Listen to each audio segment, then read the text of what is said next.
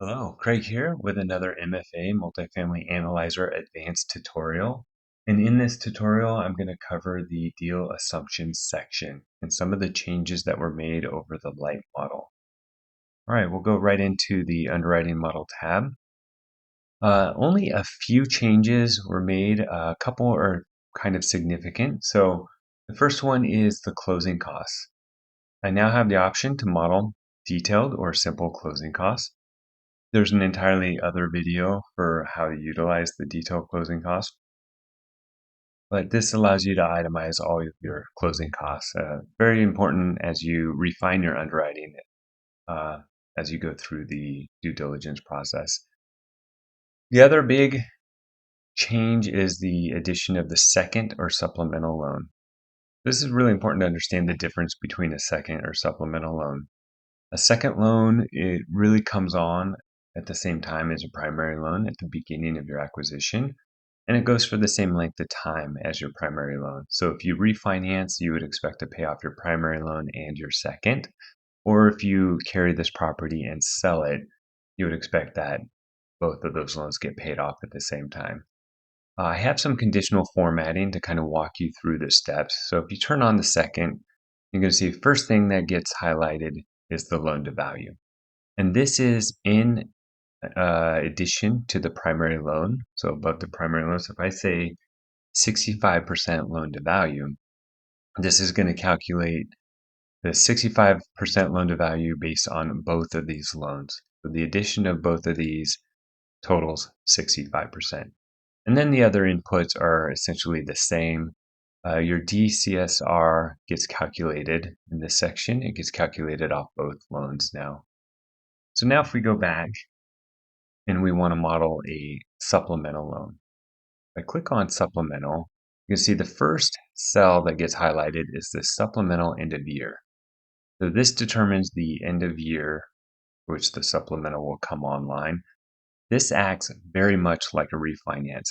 So the reason you'd use a supplemental is if perhaps you took an agency loan out and your property is now stabilized and you want to model when your property is stabilized taking out a supplemental loan with that agency lender. This can be done. It's a little bit more cost effective than a refinance, and it just stacks on top of your acquisition loan from that period forward. So let's say if I want to do a supplemental loan in year 3, and then I want to do a loan to value of 65%. And this is total loan to value in year 3 in addition to this loan that you have up here. So, and then the other inputs are pretty straightforward. You can see the DSCR does not look so good. So maybe we say, well, it's going to be a 60% loan to value. Now we're at 1.25. That looks good. So you kind of play with the inputs to get the DSCR that you want based on your loan to value.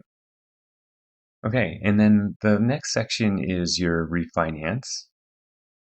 So refinance, the way that works, you got your refinance end of year. You select which year you're going to refinance, and then you put in your loan to value for the refinance. Look, this works exactly like the supplemental. The big difference is the loan amount is much bigger than a supplemental, and therefore your fee based on that loan amount will be much higher. So again, supplemental is more cost effective if you can do it. And if you want to turn off the refinance loan, let's say you modeled it, you decide not to go forward, you need to just delete the refinance end of year cell. So year 3 here, I just hit delete and it turns it off. So that's an important adjustment.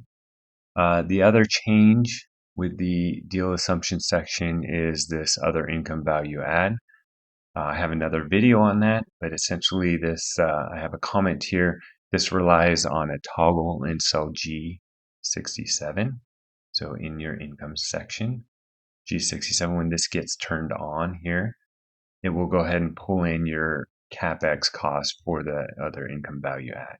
But you can see now it's in here because I have completed the other income value add section. Okay, and then the last major change with the deal assumption section is the addition of these underwriting notes.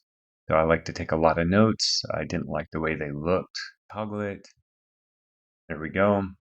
I could take my notes, just add them right here. I could turn it off. If I want to use the underwriting comparison, you could just turn this on and it moves the notes out to the side for you. As soon as you turn it off, it moves the notes. And you could drag these around. Right? It doesn't have to live here. I can move it down. So as I'm underwriting my unit mix and renovation assumptions, I'll move it down there. I can move it down here to this section as I'm doing my pro forma, put in my notes. And then if you want to reposition the notes back to the top, just toggle this off and toggle it back on, and it'll put it right back up at the top for you. Okay, that covers the deal assumption section. Thank you for watching.